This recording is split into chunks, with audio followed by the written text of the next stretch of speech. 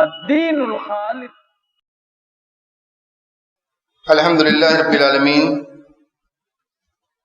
والصلاة والسلام علی سید المرسلین وعلى آلہ واصحابہ ومن تبعهم بإحسان إلی یوم الدین. اما بعد، عن ابی ہریرہ رضی اللہ عنہ قال قال رسول اللہ صلی اللہ علیہ وسلم ما من قوم يقومون من مجلس لا يذكرون الله فيه إلا قاموا عن مثل جيفة حمار وكان عليهم حسرة. رواہ ابو داؤد. نبی کریم صلی اللہ علیہ وسلم نے اپنی سنتوں اور حدیثوں کے ذریعے سے اپنی امت کو بہت سی باتیں بتائی ہیں، ہر معاملے میں راستہ دکھایا ہے کہ کیسے ایک مسلمان اپنے ہر عمل میں، ہر کام میں، زندگی کی شب و روز میں جو کچھ بھی وہ کرتا ہے اس میں کس طرح سے وہ اپنے آخرت کی فکر کرنے والا بنے، نیکی کے کاموں کو کر کے وہ اللہ رب العالمین کے ہاں اللہ کا پسندیدہ بندہ بنے، اور دوسری طرف بشری تقاضے کی بنا پر انسان ہونے کے ناطے جو گناہ سرزد ہوں، یہ کہ اللہ رب العالمین نے جو حدود بنا رکھی ہیں ان حدود کے اندر جو تجاوز اور تعدی ہو تو ان کی معافی اور اللہ رب العالمین سے اسے درگزر کرا لینا اور اپنے نام اعمال سے، اپنے صحیفہ اعمال سے اس کو مٹا دینا، اللہ رب العالمین کے فضل و کرم سے اسے مٹوا دینا. یہ تمام چیزیں نبی کریم صلی اللہ علیہ وسلم نے اپنی سنتوں کے ذریعہ واضح کیا ہے. نبی کریم صلی اللہ علیہ وسلم کی ذات جن کو اللہ رب العالمین نے دنیا والوں کے لیے رحمت بنا کے بھیجا تھا، آپ اپنے امتی پر اس درجہ مہربان تھے کہ ہر چیز میں آپ نے آخرت کا تصور، اللہ رب العالمین کے سامنے کھڑے ہونے کا جو یقین اور ایمان ہے اس کو سامنے رکھ کر بندے کو کیا کرنا ہے، بندے کو کیا نہیں کرنا ہے، یہ ساری باتیں بیان کر دی ہیں. آج کے اس روزہ انجمن میں میں جو باتیں بیان کر رہا ہوں وہ نبی کریم صلی اللہ علیہ وسلم کی وہ سنتیں ہیں جو ہمارے نشست اور برخاست سے تعلق رکھتی ہیں. ہم مجلسیں لگاتے ہیں، دوسروں کے ساتھ بیٹھک کرتے ہیں اور ہماری محفلیں لگتی ہیں. اس میں ہم کس انداز میں گفتگو کریں، کون سا ہمارا موضوع ہو، اور جب ہم اٹھیں اس سے برخاست کریں، وہ محفل ختم ہو، وہ مجلس سے ہم اٹھیں تو ہمیں کیا کر کے اٹھنا چاہیے کہ اس مجلس کے اندر جو کچھ بھی ہم نے کیا، جو کچھ بھی نیکی کی ہے یا یہ کہ بدی کے کام کیے ہیں، وہ سب اس کے تعلق سے ہمیں کیا کرنا ہے. ایک تو یہ کہ ہماری نیکی ثبت ہو جائے، اللہ رب العالمین اسے قبول کر لے، جس محفل کے اندر ہم ہوں اور وہاں ہم نے جو بھی نیکی کی ہے اللہ رب العالمین اسے قبول کر لے. اور دوسری طرف یہ بات کہ ہم سے جو گناہ سرزد ہوا ہے، انسان جب دوسروں کے ساتھ بیٹھتا ہے تو وہ گفتار کرتا ہے، باتیں کرتا ہے، اور ہماری محفلیں باتوں سے خالی نہیں ہوا کرتی ہیں. چند لوگ بیٹھیں گے تو ایسا نہیں ہے کہ وہ خاموش بیٹھیں گے، ان کی زبانیں چلیں گی، اور زبانیں جب چلتی ہیں تو بہت کوئی زبان سے ایسا نکلتا ہے جو گناہ کے قبیل کی باتیں ہوتی ہیں. انسان کو اتنا آگاہ اور متربع ہونا چاہیے ہر مسلمان کو کہ وہ ہر وقت چوکنا رہے کہ وہ کسی کے ساتھ بیٹھا ہے، کسی مجلس کے اندر ہے، چند احباب کے ساتھ ہے، تو اس سے زبان کے تعلق سے جو گناہ ہوتے ہیں اس سے سرزد نہ ہوں، بلکہ اس کی محفلیں نیکیوں سے، اللہ رب العالمین کے ذکر سے معمور ہوں، بھری ہوئی ہوں، لبریز ہوں. یہ حدیث میں نے جو بھی آپ کے سامنے پڑھی ہے، اس کے اندر معنی کے اندر ہم غور کریں تو یہ حدیث ہم کو بتلاتی ہے کہ جو بھی بندے مومن جو مجلس سے اٹھتا ہے، مجلسیں ہم قائم کرتے ہیں، دوسروں کے ساتھ بیٹھتے ہیں، تو جب اٹھیں گے بغیر اللہ رب العالمین کے ذکر کیے ہوئے اس محفل کے اندر اللہ رب العالمین کا ذکر نہ ہوا، آخرت کا تذکرہ نہ ہوا، قرآن حدیث کی باتیں نہ ہوئی، مسائل کا تذکرہ نہ ہوا، یوں ہی دنیا کی باتیں ہوتی رہیں، ایک دوسرے کی باتیں ہوتی رہیں. ہماری محفلوں کے اندر بہت سا کام تو وہ ہوتا ہے جو گناہ کا کام ہوتا ہے. ہماری محفلیں عموماً غیبت چگلی سے خالی نہیں ہوتی ہیں. ہماری زبانیں جب چلتی ہیں تو کسی کی کیا عزت ہے، کسی کے اللہ رب العالمین نے کیا مقام اور اس کے تحفظ کی کیا گارنٹی دی ہے، یہ سب ہمارے آنکھوں سے اوجھل ہوتا ہے. ہم بیٹھتے ہیں تو صرف چٹکار اور مزہ لینے کے لیے بہت طرح کی دنیا کی باتیں کرتے ہیں، اور یہ یقین جانیے یہ ایسی باتیں ہوتی ہیں جو ہماری دنیا کو بھی نقصان پہنچاتی ہیں، اور آخرت میں جب ہم کو نقصان اس کا جو ہمارے سامنے آئے گا تو ہم صرف کفے افسوس ملیں گے اور حسرت کریں گے کہ کیوں ہم نے دنیا کے اندر اس طرح کی محفلیں قائم کی، کیوں ہم ایسے لوگوں کے ساتھ بیٹھے جن کے ساتھ بیٹھنا ہمارے لیے فضول تھا، جس کا کوئی فائدہ نہ تھا، جو بالکل لاتعال باتیں ہوتی رہیں اور غیر مفید باتیں ہوتی رہیں، تو ایسی صورت میں انسان کو حسرت ہوگی، افسوس ندامت ہوگی۔ یہ حدیث وہی بتاتی ہے۔ نبی کریم صلی اللہ علیہ وسلم نے ارشاد فرمایا کہ کچھ لوگ، جو لوگ بھی اٹھتے ہیں کسی ایسی مجلس سے جس میں اللہ رب العالمین کا ذکر نہ ہوا، یعنی تقاضا تو یہ ہے کہ چند مسلمان جب اکٹھا ہوں کہیں بھی تو اللہ رب العالمین کا ذکر کرتے رہیں، باتیں وہ کریں جو اللہ رب العالمین کے ذکر کی باتیں ہوں، وہاں ان کے معاملہ یہی ہونا چاہیے۔ لیکن اگر چند لوگ اکٹھا ہوئے، باتیں ہوئی کہیں بھی،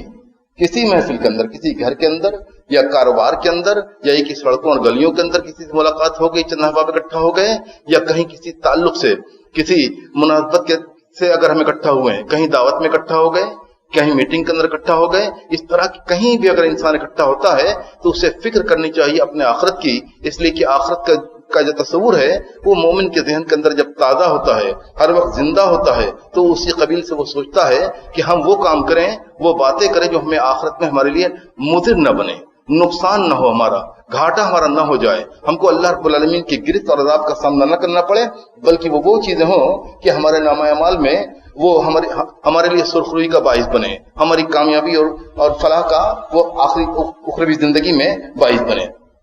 تو نبی کریم صلی اللہ علیہ وسلم نے ارشاد فرمایا کہ جو لوگ بھی کسی ایسی مجلس سے اٹھتے ہیں جس میں اللہ رب العالمین کا ذکر نہ ہوا ہو، تو اس کی مثال ایسی ہے جیسے وہ اٹھے ہوں، کس چیز سے اٹھے ہوں، وہاں پہ اس مجلس کے اندر گدھے کی مری ہوئی لاش تھی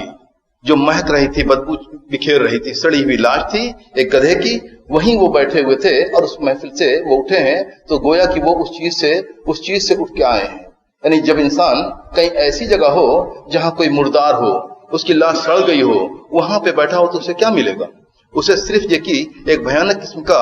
منظر ملے گا جسے وہ دیکھنا نہیں چاہے گا، اور ایسی بدبو ہوگی کہ اس سے وہ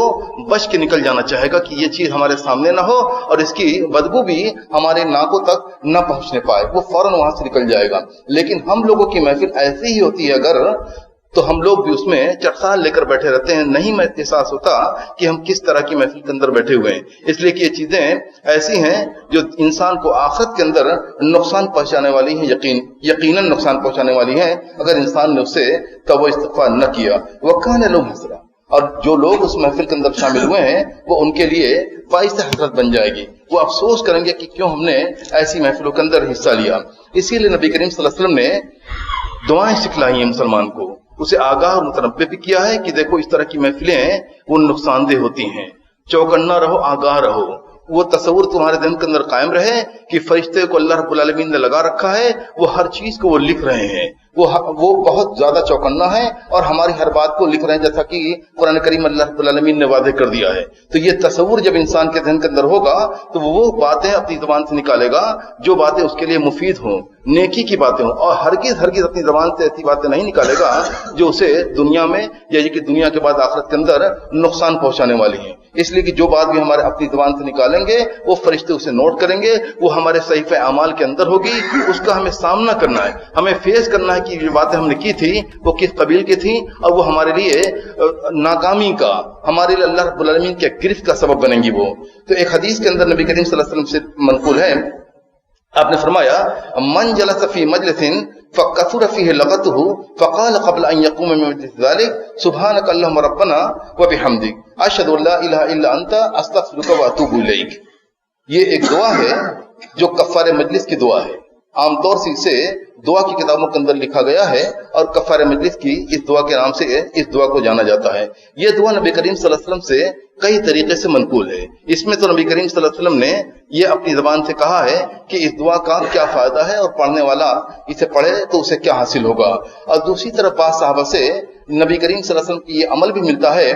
کہ آپ جب اٹھتے تھے تو اسی دعا کو پڑھتے تھے۔ اور ایک حدیث اور ملتی ہے جس میں نبی کریم صلی اللہ علیہ وسلم نے اس کے فائدے کے طور پر کتنا بڑا اس کا فائدہ ہے اس کا بھی بیان کیا ہے۔ تو یہ حدیث اس میں نبی کریم صلی اللہ علیہ وسلم نے ارشاد فرمایا کہ کوئی شخص جو کسی مجلس سے اٹھتا ہے، فی مجلس جلس فی مجلس، کوئی شخص جو کہیں بیٹھتا ہے، کسی بیٹھک میں ہوتا ہے، کچھ لوگوں کے ساتھ ہوتا ہے، فکثر فی لغته، وہاں باتیں ہوتی ہیں اور خوب باتیں ہوتی ہیں، لا تعال اور غیر مفید قسم کی باتیں ہوتی ہیں اور کثرت سے ہوتی ہیں۔ یہاں یہ بات بھی ذہن میں رہے کہ انسان کوئی ایسی محفل ہو جہاں باتیں ہوں، گناہ کی باتیں ہرگز نہ ہو، سب کے سب اچھی باتیں ہوں، لیکن اللہ رب العالمین کے ذکر سے اگر خالی ہیں تو وہ بھی ہمارے لیے مفید ہو سکتا ہے، نہ بنے۔ لیکن اگر جہاں گناہ ہوتے ہیں،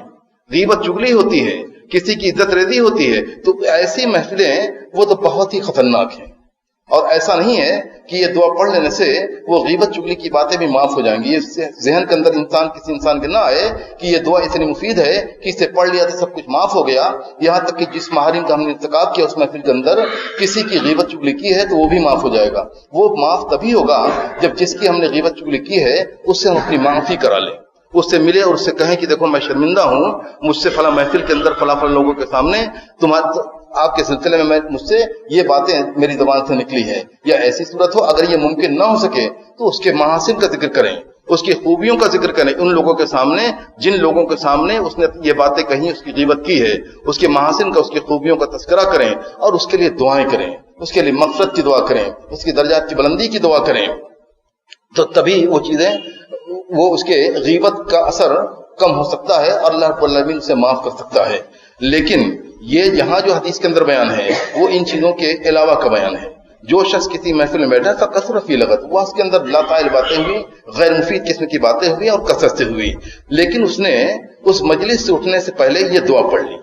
سبحانک اللہم ربنا و بحمدک اشہد ان لا الہ الا انت استغفرک و اتوب الیک۔ بہت ہی مختصر سی دعا ہے اور بہت جامع دعا ہے۔ اس سے فائدہ کیا ہوگا؟ اللہ رب العالمین اس محفل کے اندر جو کچھ اس نے کیا ہے، جو زائد باتیں، جو فضول باتیں اس کے زبان سے لکھی ہیں، تو اللہ رب العالمین اس کی مغفرت فرما دے گا۔ اس دعا کا مفہوم اور معنی یہ ہے کہ بندہ کہتا ہے کہ اللہ میں تیری تسبیح بیان کرتا ہوں، یعنی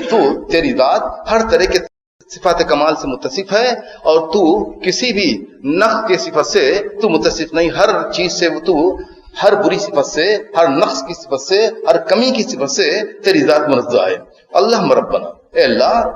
تو میرا پروردگار ہے، تو تمام تر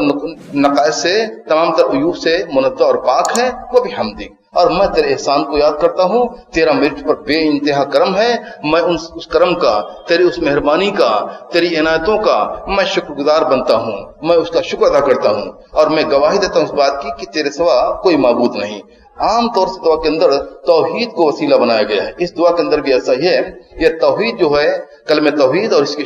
شہادت جو ہے، یہ ایک بہت بڑا وسیلہ ہے اللہ رب العالمین کا قرب پانے کا، اور اپنی دعا کو اور اپنے ذکر کو اللہ رب العالمین کے ہاں وہ شرف قبولیت کو پہنچے، اس کا ذریعہ بننے کے لیے بہت بڑا سہارا یہ چیز ہے۔ استغفرک و اتوب الیک، بندہ آخر میں کہتا ہے کہ اللہ میں تجھ سے مغفرت چاہتا ہوں، جو کچھ مجھ سے ہوا تو اسے معاف فرما دے، اور میں توبہ کرتا ہوں۔ توبہ کا مفہوم جو آپ لوگ سمجھتے ہیں کہ توبہ کس چیز کو کہتے ہیں، یعنی انسان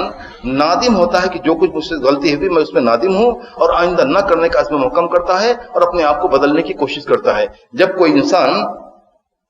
کسی محفل کے اندر اس سے اگر کوئی غلطی ہوئی، نادبہ اور غلط باتیں اس کی زبان سے نکلی، اور پھر وہ توبہ کرتا ہے، تو سچے دل سے اگر توبہ کرے گا تو اسے احساس ہوگا کہ آئندہ اگر کسی کے ساتھ بیٹھیں گے تو اس طرح کی باتیں میری زبان پر نہیں آئیں گی، اور اسے ذہن میں اس کی یہ بات رہے گی، اور دھیرے دھیرے اس کی محفل اللہ رب العالمین کے ذکر سے معمور ہو جائیں گی، اور وہاں کسی قسم کی کوئی غلط بات انسان کی زبان سے نہیں ملے گی، اس لیے کہ وہ انسان اس بات کا خوگر ہو چکا رہے گا توبہ کرتے کرتے ان دعاؤں کے پڑھنے کے اثر سے۔ ایک دوسری یہی دعا ملتی ہے ایک دوسری جگہ، جس میں صحابی بیان کرتے ہیں کہ اللہ کے رسول صلی اللہ علیہ وسلم کسی محفل سے جب اٹھنے لگتے تھے تو آخر میں اس دعا کو پڑھ لیا کرتے تھے، اور حضرت عائشہ رضی اللہ عنہا سے منقول ہے، وہ کہتے ہیں کہ نبی کریم صلی اللہ علیہ وسلم کسی مجلس میں جب بیٹھتے تو اٹھتے جب تو کچھ باتیں کرتے تھے۔ میں نے ان سے پوچھا، فسألت عائشہ عن الکلمات، حضرت عائشہ رضی اللہ عنہا نے ان سے نبی کریم صلی اللہ علیہ وسلم دریافت کیا کہ آپ کیا کہتے ہیں اس وقت، تو آپ نے فرمایا ان تکلم بخیر کان تابعا لہن الی یوم القیامہ۔ انہی الفاظ کے بارے میں، اسی دعا کے بارے میں آپ نے فرمایا کہ اگر انسان نے اس محفل کے اندر نیکی کی باتیں کی ہیں، بھلائی کی باتیں کی ہیں، تو وہ اس پر قیامت تک کے لیے مہر کا کام کرے گی، اس پر ایک مہر ثبت ہو جائے گی جو قیامت تک نہ مٹے گی، اور اس چیز کو بندہ اپنی نیکیوں کے اعمال میں پائے گا کہ میں نے فلاں محفل کے اندر اتنی نیکیاں کی ہیں۔ وَإِن تَكَلَّمَ بِغَيْرِ ذَلِكَ، اگر نیکیوں کے علاوہ معاملہ دوسرا ہے، انسان نے فضول باتیں کی ہیں، گناہ کی باتیں کی ہیں، گناہ کا کام کیا ہے، کان کفارۃ لہ، تو اس محفل کے اندر جو کچھ بندے نے کیا تھا اس کے لیے وہ چیز کفارہ بن جائے گی۔ यही दुआ है, सुब्हानक अल्लाहुम्मा रब्बना व बिहम्दिका अशहदु अल्ला इलाहा इल्ला अंत अस्तगफिरुका व अतूबु इलैक। और बाद मुफस्सिरीन ने ये जो मिलता वसब्बि बिहम्दि रब्बिका हिना तक़ूम, सूरह तूर के अंदर नबी करीम सल्लल्लाहु अलैहि वसल्लम को अल्लाह रब्बुल आलमीन ने हुक्म दिया। तो यहाँ बाद मुफस्सिरीन से, बाद उलमा से बात मिलती है कि ये मजलिस के ताल्लुक से जो गुनाह इंसान से होते हैं ये इसी ताल्लुक से है। ये उस आयत करीमा का तर्जुमा यह है कि वसब्बि बिहम्दि रब्बिक, आप अल्लाह रब्बुल आलमीन की तस्बीह बयान करें अपने परदिगार की हमद के साथ, हीन तक़ूम, जबकि आप उठें। अक्सर मुफस्सिरीन ने इसका दूसरा मफ़हूम लिया है, लेकिन बाद उलमा ने इसकी बाबत ये कहा है कि ये जिस किसी मजलिस से हम उठें तो इस तरह की चीज करें, और इससे इतना बड़ा फायदा होगा कि अल्लाह रब्बुल आलमीन हमारे उन गुनाहों को माफ फरमाएगा जो हमने उस महफिल के अंदर, उस मजलिस के अंदर किया है। और ये चीज की हमने अगर नेकी के काम किया है, अल्लाह रब्बुल आलमीन का जिक्र किया है, तो वो अल्लाह रब्बुल आलमीन के फजल करम से वो चीज हमारे लिए आखिरत तक पहुंचेगी और अल्लाह रब्बुल आलमीन उसका अजर सवाब हमें देगा। और अगर गुनाह का काम किया है तो गुनाह की मग़फ़िरत अल्लाह रब्बुल आलमीन से या उम्मीद रख सकते हैं कि अल्लाह रब्बुल आलमीन अपने फजल करम से उन गुनाहों को माफ फरमाएगा। वाखिर दावाना अल्हम्दुलिल्लाहि रब्बिल आलमीन।